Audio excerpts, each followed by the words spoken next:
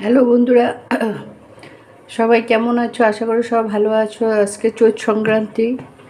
আমরা যারা যারা নোয়াখালী কুমিল্লা ডিস্ট্রিক্টের তারা তো পাচন খাবে, অনেকে কাঁঠালও খায়।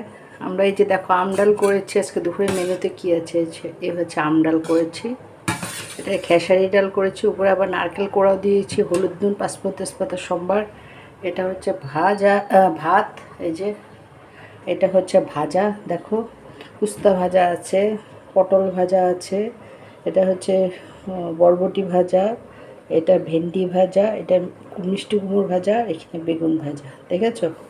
আর এটা হচ্ছে কাঁঠালের সবজি। এখানে পাঁচফোড়ন তেজপাতা সম্বার দিয়ে মশলা দিয়ে কাঁচা লঙ্কা জিরে একটু আদা দিয়ে মশলাটা ভালো মতন কষিয়ে জল দিয়ে দিয়েছি। আগে আলু আর সেটা কাঁঠালটা প্রেশারে সিটি মেরে নিয়েছি, তারপর সিটি মেরে আবার ভেজে নিয়েছি।